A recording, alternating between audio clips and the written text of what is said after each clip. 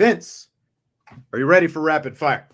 Let's go, baby. Rapid fire on a Monday. Here we go. Monday rapid fire. We're 16 days away from the start of Notre Dame fall training camp. Scale of 1 to 10, how much does it just need to start at this point? Once we hit this particular week, the All-Star game week and things like that, I've got no baseball to watch in the afternoon. Like, now is when it needs to start. The problem is now I have to start thinking about like school and things like that. And I don't like thinking about that. So I'm going to put it at like a 6.5 because start of fall camp means start of school. And I don't like that. But man, I need some real football to watch. I'm putting this at an 8 to me. Nice. Because it's just like there is so little going on. It seems like there is even less going on this summer than usual. Like even like with NFL, like training camps for the NFL are getting ready to start. So that's a good thing, I guess, as well. I think the Bears actually, their young guys report tomorrow, if I'm not mistaken. Not their quarterback. Yeah. There's just I'm tired of all the NBA talk that has continued to linger in the last 3+ weeks since the finals ended, and I just need some football to start. I sat around most of the day doing some work and watching the SEC media day. So our old buddy BK up there on the stage. Clark Lee was on the stage for Vanderbilt. Man, that guy will talk. By the way, Clark Lee will just talk and talk and talk. He wants to get it in before he gets canned. Yep. Lane Kiffin was there. So I need camp to start because we've like this show, and we've talked about this before between us and Brian. We're doing shows every day in the off season, in June, in July, when nothing's going on. We need real things to talk about again, Vince. That's my point.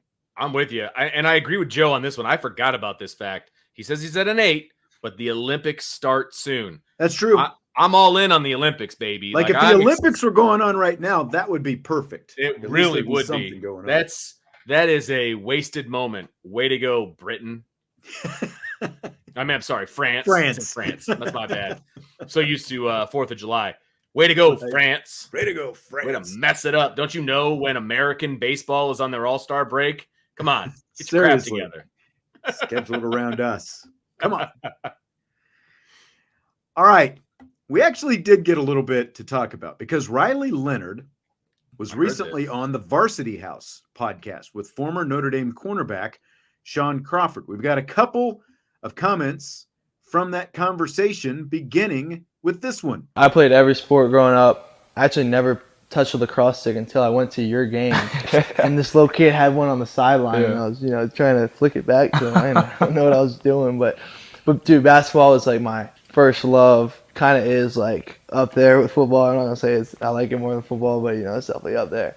Everybody from my hometown, like if you ask them about me, I feel like they're gonna respond like, oh, the basketball player. Like even to this day, like people just know me as a basketball player. Loved it. Was gonna play in the EYBL after my junior season and hopefully pick up like a bunch of basketball offers. Like my ratio from basketball college coaches to football coaches is probably like 10-1, maybe even more.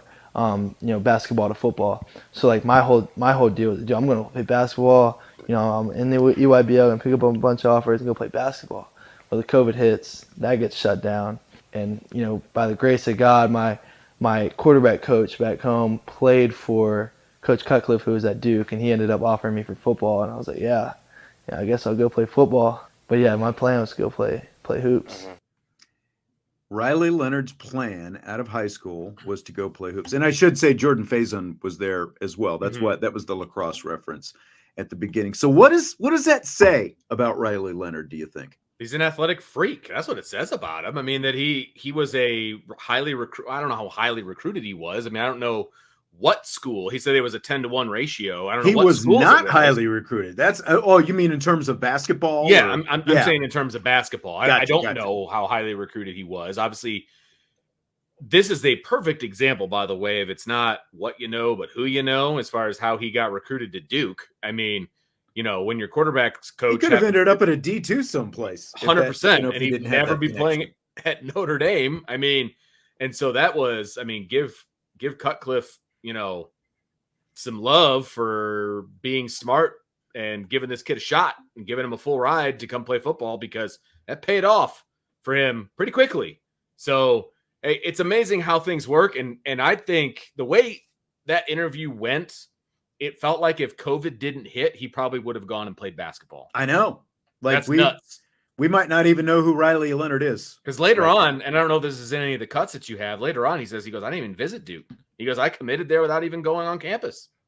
He made no visits, and I think that actually is in a couple of cuts. Okay. You'll hear him kind of talk about that if I remember right, where he talks about that. But like, to me, this is like, I think you said athletic freak. That is exactly what Riley Leonard is. And I don't think that we've seen the best of Riley Leonard yet in his career. Like, this was a guy who was being talked about as a first-round NFL draft pick before the injury last year. But we haven't seen the best of him yet because he's still developing as a college football player. And to me, that's really scary. Like when you see some of the best plays that this guy has made so far.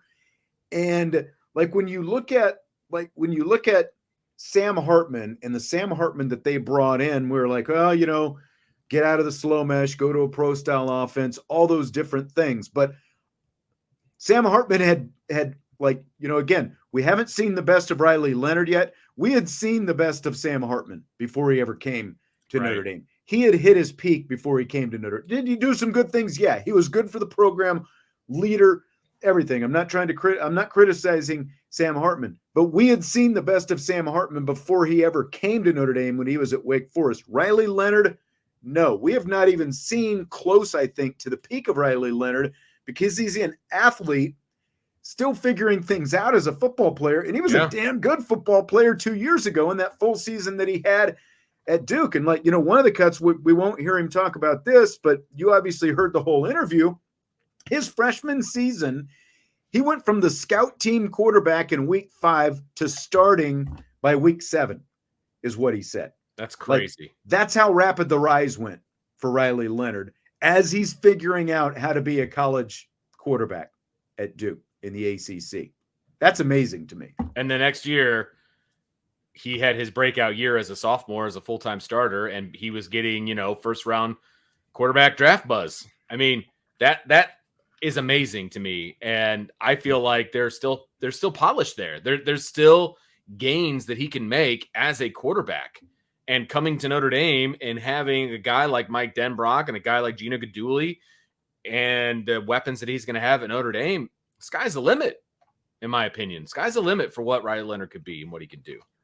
James says Hartman didn't have the receivers at Notre Dame. You can't tell me the receivers that he had at Notre Dame, though, were worse than what he had at Wake Forest because the profile of the kind of guys they're recruiting. And again, a guy with Sam Hartman's experience still should have been able to make the Notre Dame receivers better based on his own ability. Like, he was still hesitant about those shots downfield in some of those kind of things. This statement right here, and it's nothing against James, but this statement right here is a false narrative, in my opinion, because could they have been better? Yes, of course. But you can't tell me that's not they why were worse than what he had at Wake Forest. That's not why he didn't succeed the way everybody wanted him to succeed, because there were multiple opportunities that wide receivers were open and Sam Hartman didn't hit them.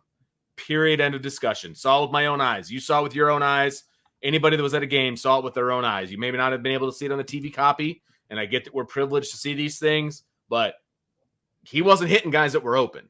So that's part of it too. I mean, there's plenty of blame to go around. I'll just put it that there's no sense in digging up this dead body. Rehash that now because that's in our histories. Right. Exactly. 100%. Riley Leonard and this group is the future. So exactly, like what happened then? It is what it is, guys. Yes. It is what it is. It was still a better season in year 2 for Marcus Freeman than it was in year 1. Correct.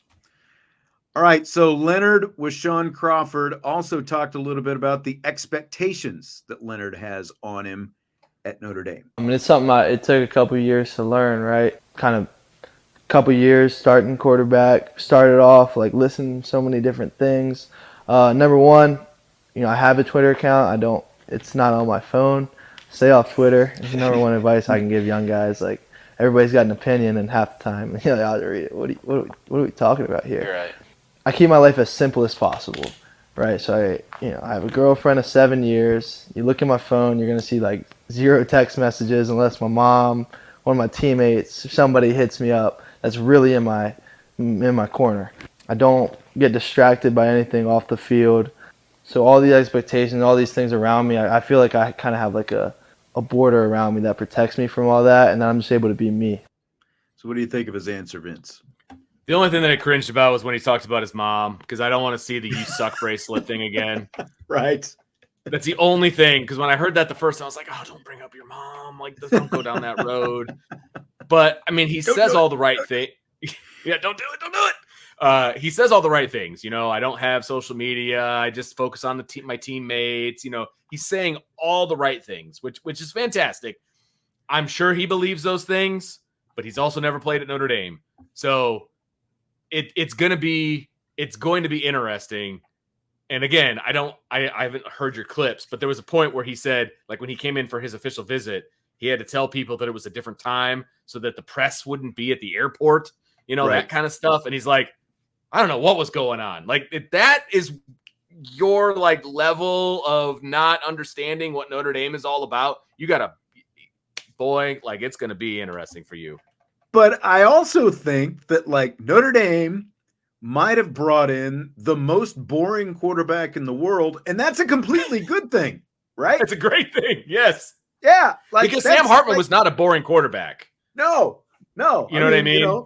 Yeah, Sam Hartman, the and the hair and the the- beard and everything else. yeah. Like, Sam Hartman was in it for a good time. And I'm not saying Riley Leonard's not in it for it, but like a different kind of good time. I mean, the guy is going into his senior year in college, and he's had the same girlfriend almost since middle school, right? If I'm doing the math right, maybe since their freshman year in high school or something like that. So I would say probably freshman year. Yeah. Yeah. I mean, which, again, it's like, like Riley Leonard, though, is obviously he's all about football. He's a great athlete. He's obviously not paying any attention to any of the world around him. And that's just, it's great. That's what they need. And he's like ultra competitive and all these different things. And, he's like knows in the playbook and getting to know his teammates and all this different stuff. Like I said, I think they might have found the most boring quarterback in the world, and it's going to be nothing but a good thing for Notre Dame this year. Oh, that's hilarious, frankly. It's hilarious. Did you look up Riley Leonard's Twitter after he said that? I didn't. Because when he said that he doesn't do anything, like, when was his last tweet? Did you? His last tweet was basically his commitment to Notre Dame. Okay. And before that? More or less. It was December 12th, 2023. Okay. Yep. And then the one before that, he reposted a Pat McAfee video of him being on the Pat McAfee show the week of the Duke Notre Dame game. So it goes back to September 29th. I remember that, actually, when he came out and he was, talking to McAfee and all that stuff. So, yeah. So, very inactive on social media, which is rare. Right. Especially, especially in a world where everyone wants to say they're not paying attention, but so really many of them are paying attention. It just sounds like he really doesn't pay attention to it. And again, I think that's nothing but a good thing. Yeah, I agree. If he could stick to that, I'll be very impressed. Because, it wouldn't be the first time that a Notre Dame football player has succumbed to the media attention. You know what I mean? Right. So here he is talking about, again, with Shaun Crawford on the Varsity House podcast, talking to him about that visit that he had to Notre Dame. Yeah, there were a few others who ended me hitting me up, but like a couple days after I hit the portal, like I was with Notre Dame. I didn't take an official visit to any other school. Notre Dame was my only visit, and I just, I knew I was coming here. Like, why go anywhere else?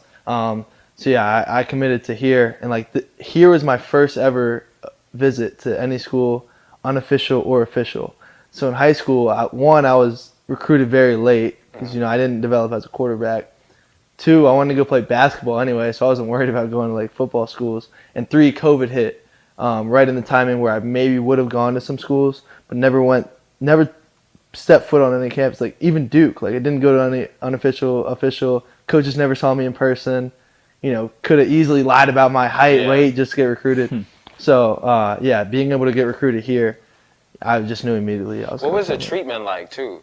Because obviously you didn't experience it, but now you get to have that treatment of a flight, best dinner in town, all those different things. What was that like? Yeah, the coolest part to me, and what easily sold me, was we went out to eat. I think Cafe Navarre downtown. They brought like 8 to 10 guys, and we had dinner. And after that meal and like that conversation with the fellas, like 100% I knew like that's what locked me in. Like that night, you see all like the flash and the facilities and the stadium, all great stuff, state of the art, the best of the best. But like the teammates in the football, like the football team that's what sold me for sure. I don't think I've ever been to Cafe Navarre, but I have. It's really good. It's a little. I just looked at the menu. Looked good. It's got rich food is the best way I can put it. Like stuff that you're like, I'm not so sure about this, and I'm not sure why it costs $50 a plate. Right. We got to get some gift cards one time, and so we've been there I think twice. I think we're our anniversary, like that kind of a thing. But I mean, it's great. Service is great, that kind of a thing. But very interesting that they chose to go there. Like you would think maybe like a Ruth's Chris. I know that's a very common place for Notre Dame players. Honestly, that's what I thought he was going to say when they Yes. started, going down that road. If he was going to say where they went, yeah, like a Bonefish Grill. I know a lot of Notre Dame. They take Notre Dame players, like recruits there. Places like that. So I was a little surprised about Cafe Navarre. Now, Cafe Navarre is a much smaller place, and so you get maybe a little bit more privacy, which I could understand that, especially if you're bringing 8 to 10 football players. It's gonna be fairly obvious what you're doing, and if they didn't want people to know that Riley Leonard was on campus, you probably don't go to a place that's highly populated, I would say. So, yeah. Brian says just go to Rocco's. No, That's just wrong in so many reasons. Are you trying to like roll out the red carpet, or are you just going for average pizza? I mean, come on. Rocco's has decent pizza. It's fine, but that's not where I'm taking somebody on an official visit. Not if I'm whining and dining. No. Yeah, not for a quarterback who's essentially a free agent quarterback you're bringing in to be your franchise guy for a year. I'm not taking him to Rocco's. No. And by the way, Leonard said he's never been to Rocco's before. Shaun Crawford said his favorite place is Rocco's. Riley Leonard, Polito's is his go-to pizza so far. Polito's is better. Sorry. I think so too. Pizza-wise, it's better. Yeah. I love a good – and I haven't been to Polito's in a long time because it's a little bit further away from very the house. close to me. Last year I actually did some Grubhub or whatever. Did you times. Really? Yeah, when I was like home, like like covering, like the road games from home kind of thing. Did a little okay or DoorDash or whatever it's called. One of those services. Yeah. Yep. Exactly. I was trying to. I wish you would have said like which players were there. I know. I got a pretty decent idea because he had players in his commitment video, if you remember, right? Wasn't Xavier Watts in his commitment video? Watts was at the top of the list. Yep. Benjamin Morrison. I think Benjamin Morrison was in that commitment video. And you know what? I wouldn't be surprised if like a Joe Alt came to the video, even though they would never play together. I wouldn't be surprised if he went to the dinner, to be honest, unless he was already gone, preparing for the draft, which is definitely possible. Yeah. But he would be somebody that I would bring along. I would bring along a Jack Kaiser. I would, let's see who else. Howard Cross. I would bring, Jeremiah Love, Riley Mills, like those guys I would bring.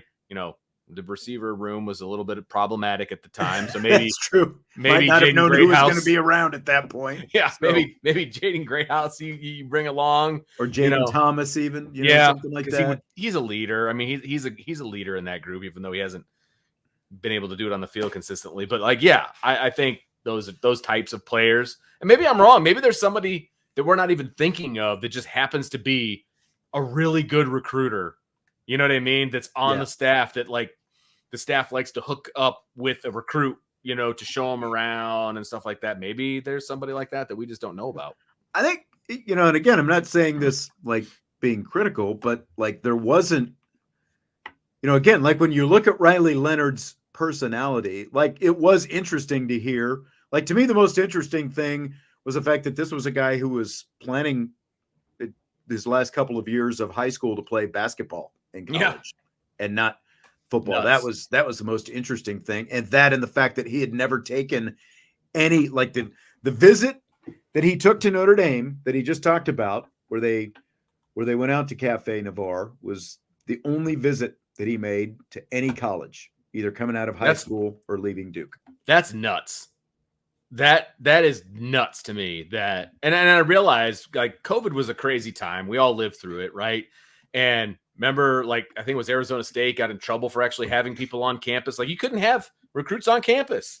And so, you were kind of counting on your visual arts people to put together like a Zoom visit, essentially, to try to get people interested in your school. Like, it was a very, very weird time. And if he wasn't being recruited as a freshman and sophomore, like most high-level quarterbacks, because he was thinking basketball, he probably did miss out on everything. And that is just mind-blowing to me that he never made like unofficial visits or anything like that. And all of a sudden he just flipped from basketball to football.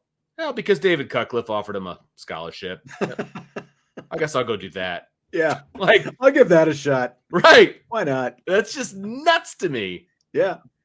And the fact that once Notre Dame was interested, he really didn't have any interest in any place else either. Yeah. I think that speaks a lot, especially considering the instability with everything that was going on with the wide receiver room at that time. Now, you had an offensive coordinator, but obviously it ended up, wasn't long before he left and became a head coach. So there was some uncertainty right before Christmas with who the offensive coordinator was going to be before they ultimately went out and got Denbrock. So I think it all kind of speaks some volumes in a lot of different directions. Yeah. So one question that Ryan had when we were talking about the tight ends and the wide receivers, he says, with the predicted lack of use of the tight end, will high-level tight ends still come to Notre Dame in the future? What do you think about that? 100%. They absolutely will, because they'll still be involved. They'll still put up the numbers because look, if you look at Notre Dame tight end room in the past, it's one tight end that puts up the numbers, right? And there'll still be one tight end that'll put up numbers. It just won't be, because one of our biggest problems was you run all this 12 personnel, but the second tight end is never an option. Like, that was one of our issues with the offense. Exactly. You're taking a skill position player off the field. Just an empty uniform on the field, basically. Yeah. Correct. And so the first tight end will still get numbers. And I mean, I don't want to make people upset or anything, but the lack of wide receiver recruiting this year, a lot of the reasoning on that is because wide receivers haven't been drafted from Notre Dame since 2020, right? Well, Notre Dame can use that exact same argument when they're trying to bring in a tight end. Like, look, we put a tight end in the draft every year. And that will continue to be the case moving forward. So I don't see that being an issue. The difference will be, Ryan, is that they're not going to bring in two tight ends every year. They're just going to bring in one tight end every year. Right. That'll be the difference. And hopefully more wide receivers in the near future. Exactly. Like, they'll take that allotment of tight end and push it over to wide receiver. I think that's absolutely what'll happen. Still going to be a part of the offense, but just a different kind of emphasis in the offense. Yep. Right. So we are at the All-Star break, and the draft started last night. Did you know the draft was starting yesterday? The only reason I knew the draft was upcoming, I won't even say that I knew that it was yesterday, was I listened to a radio interview with Jed Hoyer, the president of baseball operations with the Cubs, because I was kind of curious as to whether he would kind of tip his hand, whether the Cubs are going to be buyers or sellers, that kind of a thing. They've been on a very small hot streak lately. And I was curious what he's saying. He's like, well, we're kind of, focused on the draft and all that. Like, that's the way that he went. So I was like, oh yeah, the draft is coming up. Like, baseball is freaking stupid. Like, I don't understand why baseball does their draft in the middle of their season. Like, that is nuts to me. Like, baseball personnel people should be worrying about the season, not worrying about drafts. Like, that should be an off-season thing, in my opinion. But what do I know? Well, I mean, and they used to do it in early June when the college baseball's NCAA tournament was starting, but they pushed it back and they are doing it now, to coincide with the All-Star break. So, like, I knew that it was going to be at some point, but literally I started flipping the channel guide around, and it's like, oh, the draft is starting tonight. I had no idea it was last night, because it was, not only was it last night, but they were still playing games yesterday. So it's like the All-Star break hadn't even started. So I knew it was coming up at some point during the break, but I guess the bigger thing is, like, for me, like, they did very little promotion of the fact, like, when the draft was going to be on, it seemed like. I realize they have to do it during the season, because you have to give these guys an opportunity who are getting drafted to, basically say whether they're going to go back to school or whether they're going to stay in the, that kind of stuff. And so you can't really do the draft in the baseball offseason, because the baseball offseason is in the middle of the school year. So, like, I get why they have to do it. It's just, it seems like an awful lot to expect guys to be ready to be drafting people in the middle of the season. Like that Sure. Just, like, no other professional sport does that. You know what I mean? At least not to my knowledge. And so it's just wild to me that they're drafting people, and that those kids that were drafted are pretty much heading straight to playing. I mean, they're heading straight to, the rookie league, essentially, and they're going to get like half a season of rookie league in. Yeah. It's nuts. I'm surprised they pushed it back as far, like, because they're combining it now with the side of the All-Star game. Yeah, it's the same place. Yeah. And the fact that they have pushed it back basically almost a month and a half, I think, because that shortens the amount of time that they can actually get, like you said, they've got to get them signed, and then they do head straight to rookie league, but that's less time that the pro teams can actually have with them. So I'm surprised they pushed it back as far as they did. I think that, like, by combining it with the side of they're obviously trying to, like, kind of copy the NFL's model by moving the draft around every year, which I think is at least somewhat interesting. You're bringing a different, level of interest in it. So I don't know. I think it's interesting.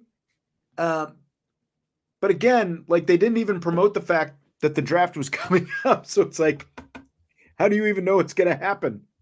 Like, how do you even know that it's going to be in Texas or, Seattle last year or wherever, if you're not even promoting the fact that it's coming up? I don't know. Yeah.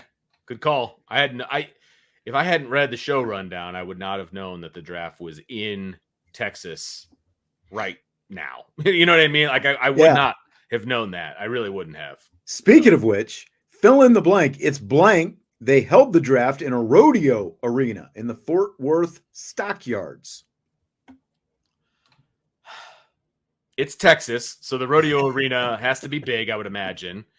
And you would know this better than I would. Is the baseball draft normally like a live, like, guys in the green room situation, or is it just like, hey, you're the number one pick? I think there's been more of that, because it's baseball, and there's only a certain amount of guys, that one.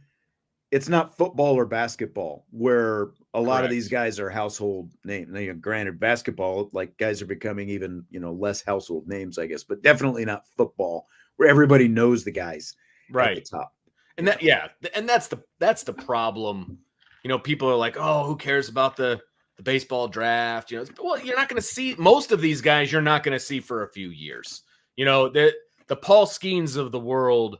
That's an anomaly. Like that doesn't happen. Right. That he gets drafted and he's instantly in Major League Baseball and he's the starter for the All-Star game. Like that doesn't happen. You know what I mean? And so most of these guys that are drafted, you'll be lucky to see them in 2 or 3 years. Like, those guys are the guys that we see in South Bend at the South Bend Cubs. You know what I mean? Yeah, exactly.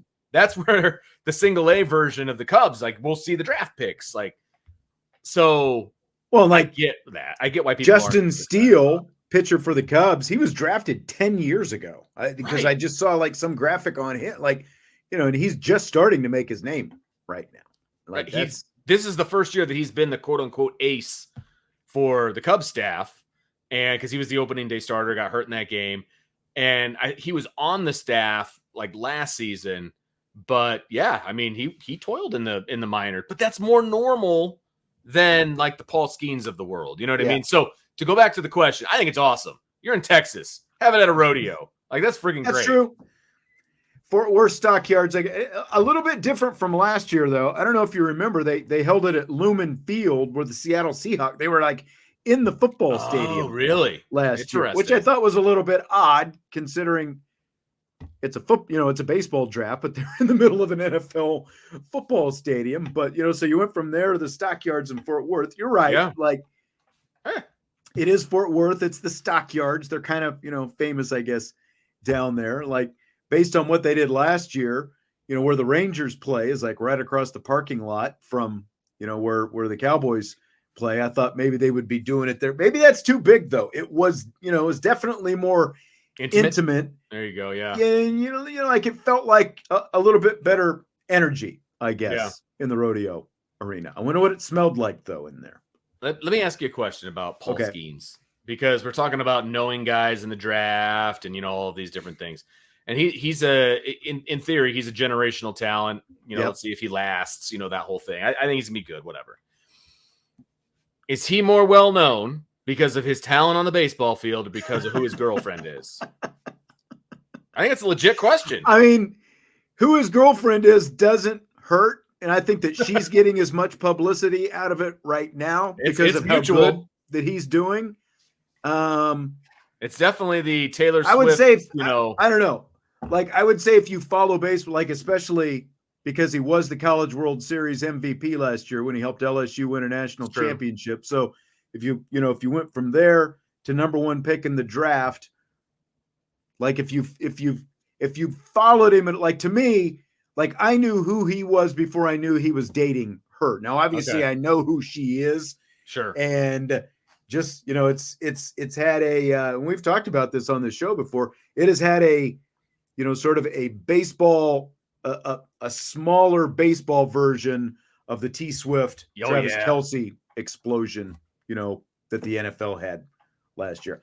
I think it's, like Jesse thinks it's a whole conspiracy theory that it's just a popularity contest that, like they want to capitalize on his popularity and the Livvy Dunne stuff, factors in there. And I say, hey, like, what difference does it? Baseball needs all the publicity it can get. That's right.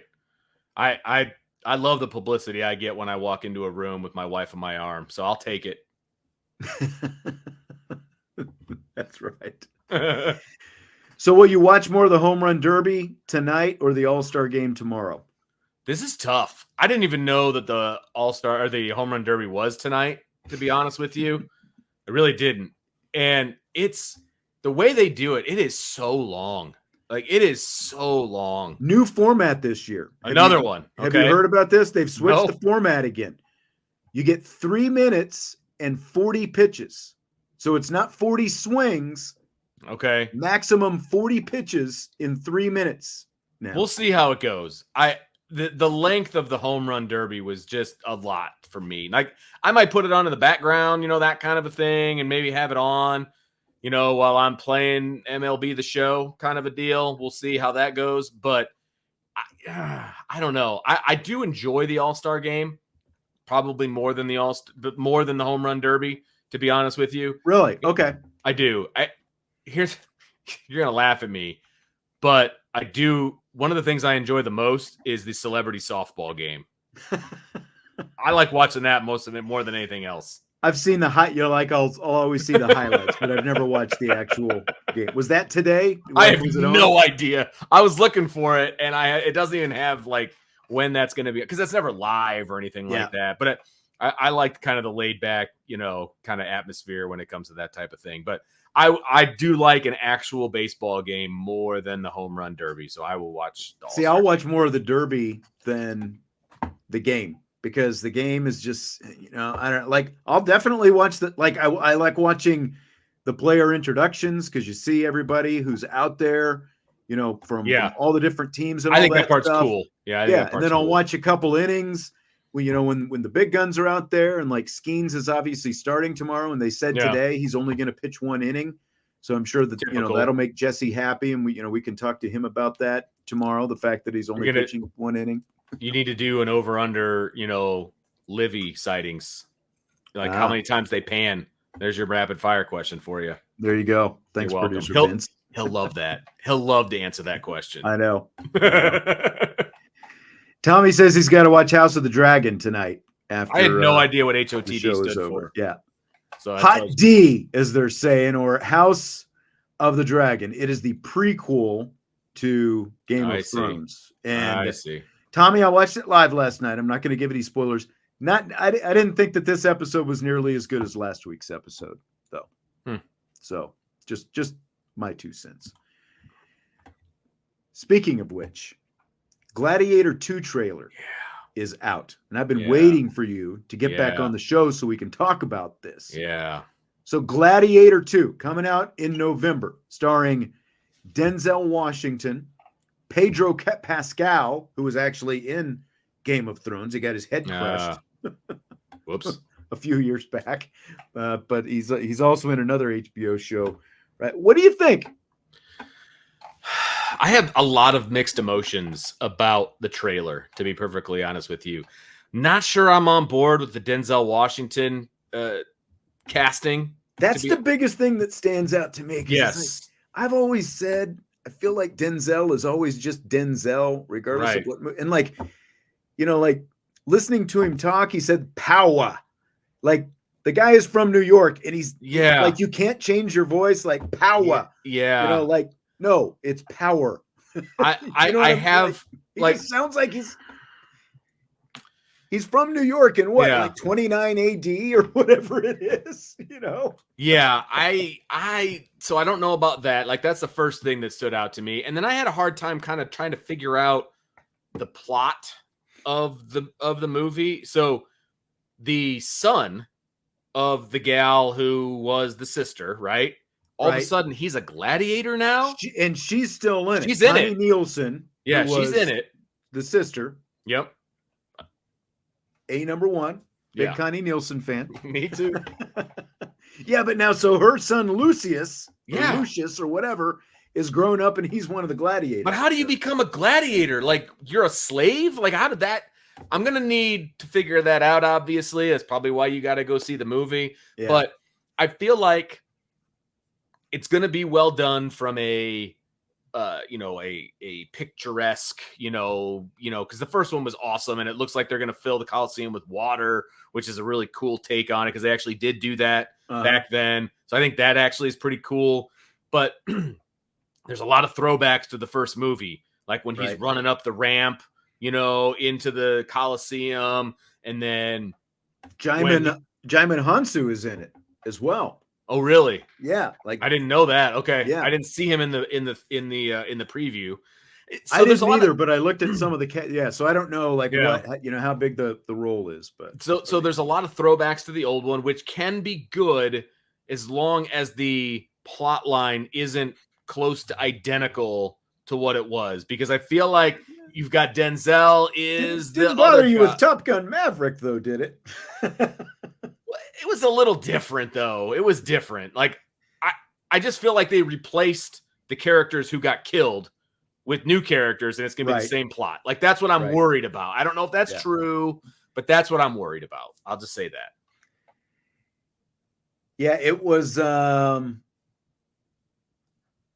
watched the trailer the second time, and I was a little bit more like, okay, this might be pretty good. The second time I did the same thing. The first time I was like, this is going to suck. Yeah. And then the second time I was like, okay. Yeah, I agree with you. But Denzel still, and his voice still stand out to me. It's still a little off-putting. That part's going to bother me. And when does it come out again? November. Not until November. We got time to worry. We got a while. All right. You're not a Stranger Things watcher, are you? No. Okay. Nope. The guy who plays Eddie Munson, the guy who rocked the guitar to Metallica in the last season on Stranger Things, he's in it. I saw as well. Okay.